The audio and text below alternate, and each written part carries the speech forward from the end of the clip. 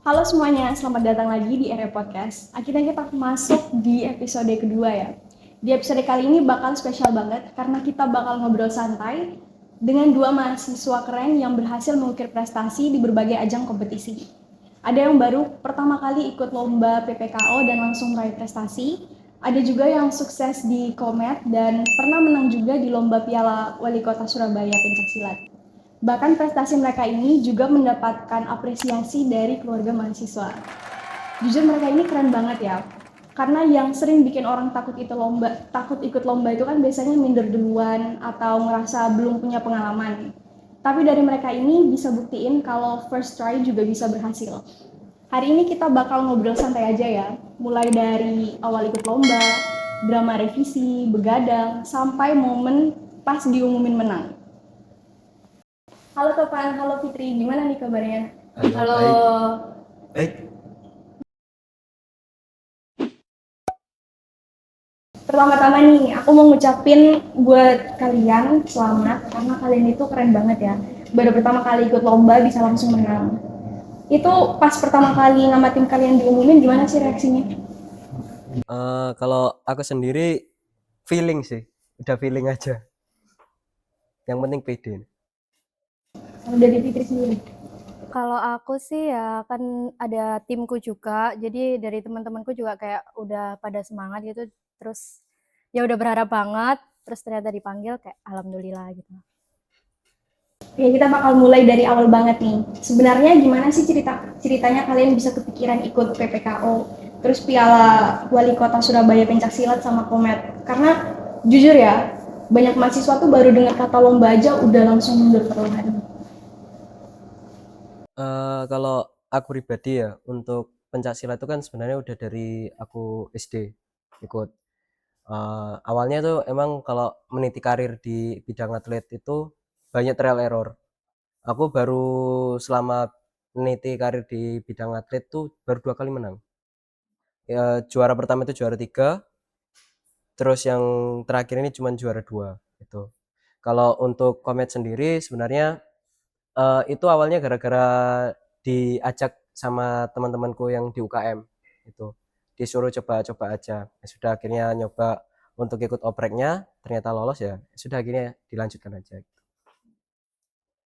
Kalau aku sendiri dulu kan di periode kemarin itu aku join BEM. Nah, kebetulan PPKO itu diusung sama Kementerian Sosial Masyarakatnya BEM. Kebetulan juga teman-temanku banyak yang di situ dan mereka ngajak aku sebagai bagian dari proposalnya itu. Jadi ya murni ajakan dari teman-teman aja, terus aku mulai ikutin lombanya bareng yang lainnya. Berarti kalian ini tipe mahasiswa yang ikut dulu, paniknya belakangan ya? Iya. Mau tanya dong ke Fitri. Di sini kan Fitri daftar PPKU sebagai tim ya, bukan perorangan. Teman satu timnya juga dari prodi kita ya. Waktu kamu daftar PPKU bareng Rafifa, awalnya kalian bisa pikiran ikut gimana? Terus siapa siapa yang punya ide untuk ikut PPKU ini? Oke, jadi kayak tadi ya, jadi itu kan dari Kementerian Sosial Masyarakatnya BEM. Nah, Rafifa itu staf ahli dari Kementerian Sosmas itu. Nah, kebetulan emang dari mereka itu mencari pendanaan buat prokernya di sosial masyarakatnya. Nah, kan waktu itu juga BEM itu lagi padet-padetnya, jadi kita itu banyak kepanitiaan yang bareng-bareng gitu, entah itu dari kementerian lain, Kementerian Dalam Negeri, Kementerian Sosmas. Nah, di situ kita kan banyak kumpulnya. Akhirnya dari Rafifa sendiri itu nanyain, kira-kira kamu mau nggak kalau diajain masuk di tim PPKO? Terus kayak, boleh deh dicoba dulu. Ternyata ya nggak expect kalau sampai bisa menang kayak gitu. Terus sebelum kalian ikut lomba, kalian itu udah tahu belum sih tentang PPKO yang Wali Kota Surabaya Pencaksilat sama Komet itu sebenarnya kayak gimana? Atau taunya cuman pokoknya ikut lomba dulu aja?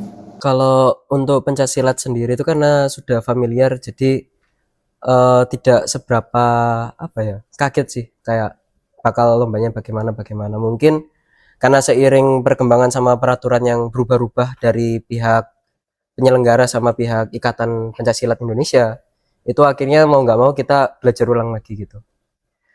Tapi kalau untuk Komet sendiri jujur itu karena pertama kali dan menurut saya salah satu lomba yang paling memorable buat saya karena di situ lebih banyak pengalaman yang asik lah daripada di bidang atletik kalau bagi saya. Kalau aku sendiri sih awalnya belum tahu ya PPKO itu apa, terus dijelasin juga sama teman-teman kalau PPKO itu termasuk dari pengabdian masyarakat, gimana caranya kita itu bisa memajukan masyarakat entah itu di bidang teknologi, pangan dan lain-lain itu. Kemudian nanti jika ide itu bisa dikembangkan, maka itu bakal dapat pendanaan gitu. Itu yang aku tahu sejauh itu. Jadi untuk yang lainnya tuh let it flow aja. Keren sih. Jadi kalian tuh bukan cuman lomba buat cari juara ya, tapi juga belajar banyak hal selama di prosesnya gitu. Ya.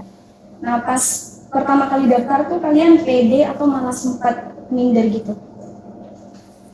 Kalau aku sih waktu pendaftaran itu kebetulan bentrok sama Rader 2025 ya.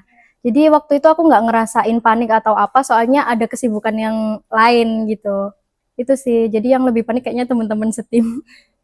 Kalau aku pribadi untuk daftar lomba pencaksilat sih biasa aja. Cuman kalau untuk yang Komet itu emang bener-bener nggak punya basic apa-apa. Jadi modalnya itu dulu itu cuman disuruh baca guidebook, nanti pas waktu wawancara ditanya-tanyain, bisa jawab ya sudah itu aja sih. Tapi ternyata plot twist ya, first try dan bisa menang. Soalnya setahu aku tuh PPKU tuh saingannya tuh berat-berat dan susah-susah banget. Komet juga bahkan dari univ-univ ternama juga ikut ya.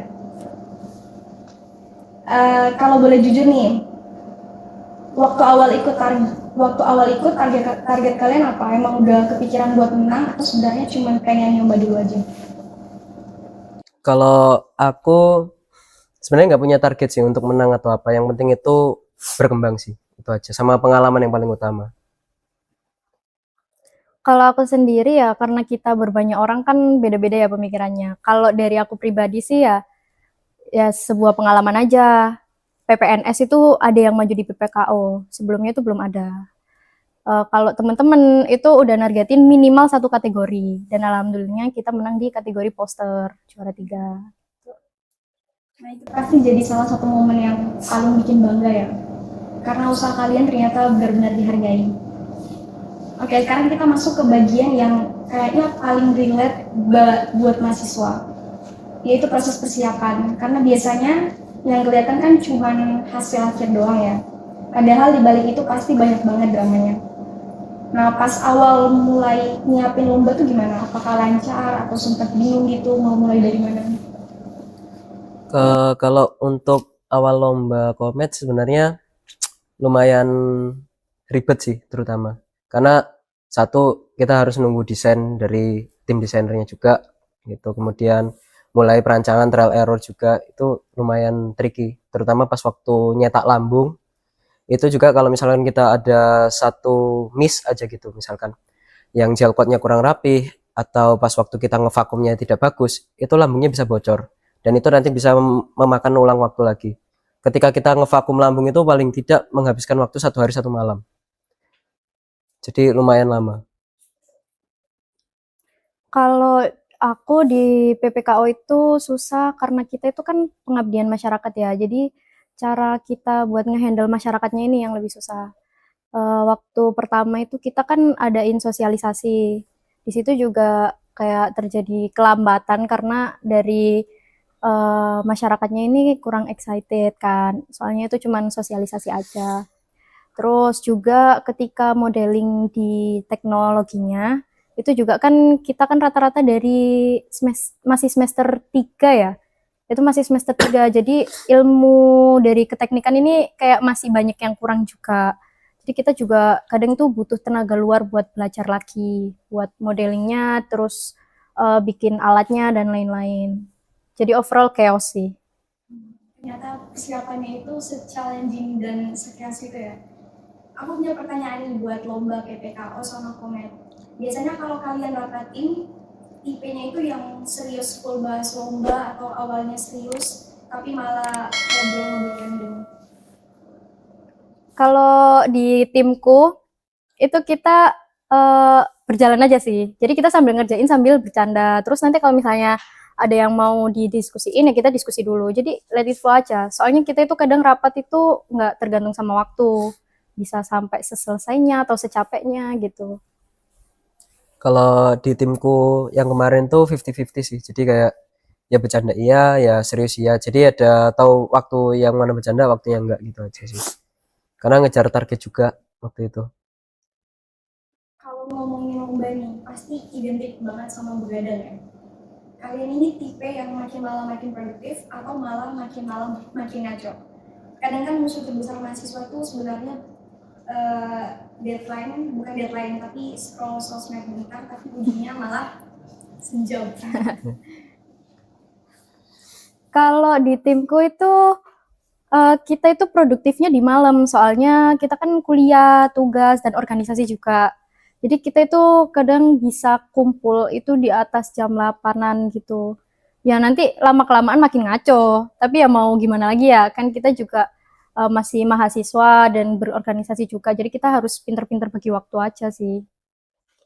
Kalau di timku kemarin itu ya kita saling menghargai waktu masing-masing juga kan, apalagi kan beda-beda prodi. Pada waktu kemarin itu kita mulai ibaratnya ngebus banget kerjaan itu dibantu sama nginep di kampus. Jadi ya bisa dibilang semakin malam insya Allah semakin produktif. Selama persiapan kalian, ada nggak sih momen yang paling chaos yang sampai sekarang masih kalian ingat? Ada. Kalau waktu itu pas trial di kolam uji, kapal sempat tenggelam. Itu lumayan apa ya, bikin takut juga. Soalnya yang pertama itu komponennya mahal, yang kedua takutnya kalau misalkan komponennya rusak itu mau nggak mau nanti bisa antara ikut lomba atau nggak ikut lomba. Tapi untungnya pada waktu itu komponennya aman-aman aja. Kalau di PPKO sih chaosnya pas hari H ya, karena itu kan kita di luar kota, jadi kita kurang tahu kayak persiapan buat pameran itu harus beli di mana dan lain-lain itu kita kurang tahu, dan jarak antara kampus dan hotelnya itu lumayan jauh. Jadi kita kayak agak kebingungan gitu loh, ini nyari di mana, terus motornya juga kan terbatas, kendaraannya kita terbatas, jadi kayak di situ sih letak chaosnya. Tapi dalam waktu singkat semuanya itu bisa kalian lewatin. Di dalam tim kalian itu ada nggak sih orang yang setiap rapat bilang tenang guys masih aman, padahal sebenarnya dia yang paling panik? Nggak ada sih. Ya fan-fan aja sih semuanya. Kayaknya nggak ada sih, ya let it flow aja sih sesuai dengan jadwalnya. Berarti ada Semangat. semangat. Heeh. Berarti kayak mempersiapkan lomba dalam waktu yang singkat, apalagi kalian tuh punya banyak kegiatan dan pilihan juga, capek dan penuh drama. Pasti ada momen yang bikin kalian ngerasa seru ya ikut ginian. Iya sih, aku ngerasanya waktu hari-hari itu karena kan kita juga dibiayain dari kampus buat ke luar kota. Terus di sana juga ketemu dari kampus-kampus lain, bahkan dari luar pulau juga. Jadi asik banget waktu itu. Kalau aku pribadi yang mulai kerasa adrenalin rush-nya itu ketika H-1 itu karena posisi perintilan-perintilan yang buat dipasang di kapal itu belum selesai, belum dipasang juga, belum dicat, lambung belum di clear. Terus paginya itu aku nggak tidur, jadi malam sampai ketemu hari Jumat pagi itu kan langsung presentasi di Dewan Uji. Itu nggak tidur sama sekali, kemudian ditanya-tanya dosen segala macam. Pas waktu presentasi itu lumayan adrenalin rush, apalagi pas waktu race-nya hari H. Itu lumayan seru juga. Selain seru-seruan nih, pasti kalian punya momen capek juga dong. Pernah nggak sih ada di titik pengen nyerah? Kalau aku sendiri waktu itu karena aku sibuk sama PKKMB 2025 itu sempet aku kayak bilang ke timku nggak apa-apa wes aku dihapus saja, soalnya kan aku juga lumayan susah bagi waktu karena di PKKMB itu kan aku sebagai ini ya ketua pelaksana, jadi Jadi aku mau ninggalin kewajibanku di situ juga nggak bisa. Tapi untungnya teman-teman juga pengertian. Jadi ketika aku ada acara dan lain-lain, mereka itu ngizinin aku buat nggak ikut rapat dan persiapan itu. Kalau aku pada waktu itu sebenarnya bukan menyerah sih, lebih ke arah merasa kurang berguna juga. Soalnya pada posisi sen aku lomba aku juga kan ada kerja. Ya, jadi mau nggak mau antara kerja ini posisinya lagi chaos, lomba juga lagi chaos. Jadi mau nggak mau itu gimana caranya aku pinter-pinter bagi waktu sama komunikasi lah ke tim. Dan untungnya timku waktu itu bisa ngerti posisiku. Jadi aku lumayan terbantunya di situ juga. Kalau boleh tahu nih, lebih serem presentasi atau sesi tanya jawab bareng jurinya? Kalau aku lebih serem pas waktu hari Haris daripada sesi tanya jawab, karena kalau sesi tanya jawab kita masih bisa ngelihat dari, kan waktu itu aku punya ada banner, ada pamflet juga yang bisa jadi acuan gitu, jadi itu lumayan membantu. Kalau aku sendiri untuk yang ditugasin buat sama juri untuk penilaian itu bukan aku ya kebetulan. Jadi ada 2 temanku lainnya. Tapi waktu itu kan ada pameran poster. Nah, di situ itu banyak orang-orang yang tanya-tanya juga ini tentang apa dan lain-lain. Itu juga lumayan susah sih. Soalnya ya kita harus ngejelasin secara detail dan pertanyaan orang-orang itu termasuk pertanyaan orang pinter gitu loh. Berarti bahkan selama sebelum proses dan proses ikut lombanya itu berat ya? Berat. Menurut kalian hal tersulit selama ikut lomba itu apa? Kalau bagi aku, bagi waktu itu paling sulit. Kalau aku sama sih bagi waktu itu. Semuanya struggle di situ. Dengan kalian membagi dengan kehidupan pribadi, kehidupan kuliahan dan organisasi juga ya. Sekarang kita masuk di bagian yang happy nih. Pada akhirnya kan menang. Itu perasaan kalian gimana? Perasaanku ya seneng banget ya waktu itu, soalnya itu kan kita cuma satu tim satu kampus itu. Kalau yang lainnya itu ada beberapa tim dari kampus-kampus itu. Jadi kayak ayolah minimal satu kategori dan ternyata menang. Jadi kayak benar-benar kita happy banget dan di situ juga ada tim KKI juga kan. Tim KKI dari PPNS itu juga support gitu. Seneng banget. Kalau aku setelah kemarin pengumuman juara gitu rasanya lumayan lega, jadi kayak udah selesai gitu, gitu aja sih. Nah ini aku kepo nih, pas menang tuh orang pertama yang kalian kabarin siapa? Kenapa nih? Kalau aku sih ya langsung orang tua sih, soalnya kan orang tuaku kan tahu kalau aku keluar kota itu lomba, jadi mereka nunggu hasilnya kayak gimana. Kalau aku ya sama sih, keluarga sih yang tak kabarin pertama. Dan kalian juga dapat apresiasi nih dari keluarga mahasiswa. Kalau boleh tahu perasaan kalian waktu itu gimana sih? Ya alhamdulillah lumayan seneng sih, itu aja sih. Karena bisa dibilang kan prodi kita ini kan juga lumayan baru. Terus apalagi kita bisa membantu dengan ngebus kita punya prestasi untuk naikkan nama prodi, itu lumayan seneng sih. Jadi bisa berkontribusi lah. Ya sama sih, kayak ya ada ngerasa bangga juga di diri kayak oh aku bisa nih jadi salah satu perwakilan dari prodiku yang baru ini kayak gitu. Tapi bener sih, dari prodi kita yang baru ini udah banyak banget prestasi yang didapat dekat teman-teman di sini. Alhamdulillah.